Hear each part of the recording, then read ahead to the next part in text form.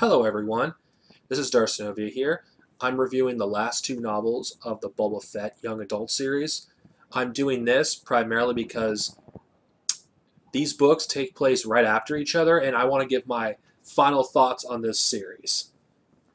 Now, the fifth book in the series, A New Threat, takes place 2 years after the last novel. Now, this does cut to the chase pretty quickly. Boba Fett is assigned a new bounty outside of Tatooine, because Jabba the Hutt, has, given him a more expensive bounty, and this is the first time that Boba Fett is put to the test, a real test. And Boba Fett pretty much fails miserably in here, which, of course, he's going to fail miserably. I mean, he didn't become the best bounty hunter in the galaxy overnight. He did it through trial and error. And not to mention, Boba Fett starts to come to his own in this book. But it happens more in the last one.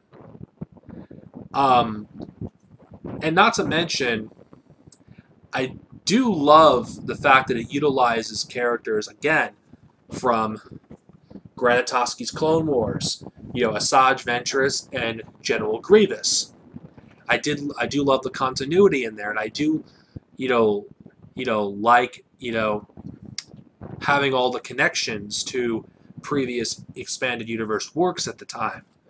Another thing I appreciate, I think the action scenes, were pretty good for a young adult novel, and yeah, I think this one was pretty good. Now, the last book in the series, Pursuit, which I think this is the best one of the whole series, in my opinion.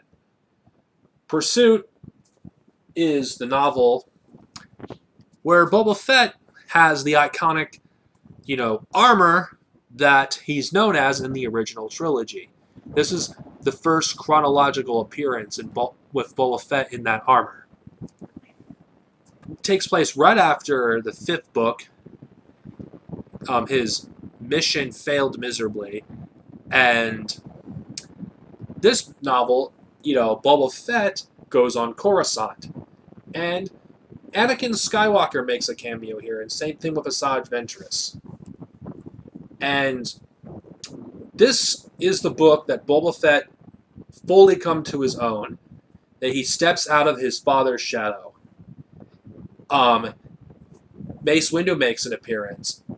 Boba Fett tries to kill Mace Windu. He doesn't succeed, obviously, because he's alive in Episode 3. But I do like, that it gives us a glimpse of Revenge of the Sith, Palpatine, because we get a glimpse of that he's Darth Sidious. When was this novel published? Let's see. Wait. Wow. I'm surprised they were allowed to give that away in this book. I know if you've watched the original trilogy and you read other parts of the expanded universe, it's known that Palpatine and Sidious were the same person. But I'm surprised they were allowed to actually give that away in here. It heavily implied that he was Darth Sidious in this novel. Not that it's any surprise. I mean, it's if you actually watch the original trilogy. But I do like, that it explains how Boba Fett got his huge fortune, and it sets up for future stories. I can't believe I'm saying this. I really wish a few more of these were written. I really do, because it's such a waste. Right when I started to finally enjoy this series, it ends. I mean, I would have loved to see some more adventures, during the events of Revenge of the Sith, after Revenge of the Sith. I don't think we needed to have stuff that takes place every year of his life, but it would have been nice to have a few more. Because I feel like this series started to get good and then it just ended. And I think that's my main criticism for the Boba Fett, young adult series. The last three books are good, though I have to say the last two were really, really good. And It's such a shame that it took almost the entire series for the books to get really good, and they stopped making them. It's not like Boba Fett wasn't a popular character. If it's such a shame they just stopped making them just like that. They could have done it after Revenge of the Sith if that was the reason why they stopped making them.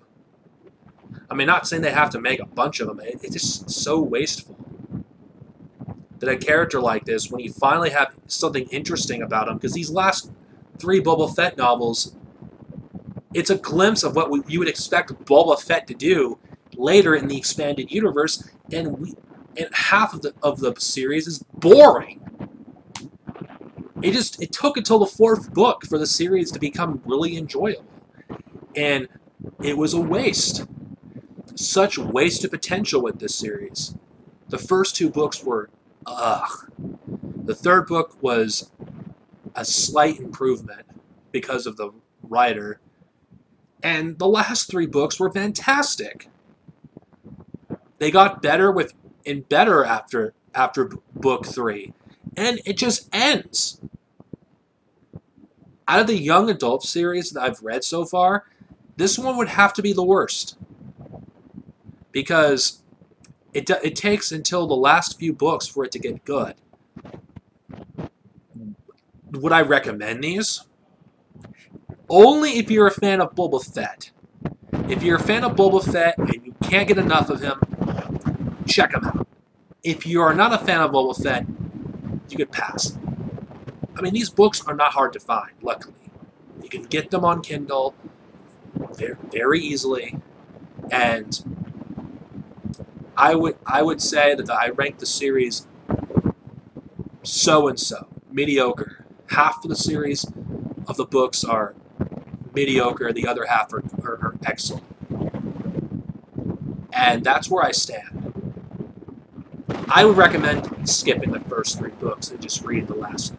Because the last 3 are good. The first 3 are not. This is Darcenovia, over and out. We're getting very close to the end of the Clone Wars timeline, folks. I'm looking forward to reviewing the next 3 books written by Ryder Wenham. And you know what I'm guys talking about. The Secret Mission series.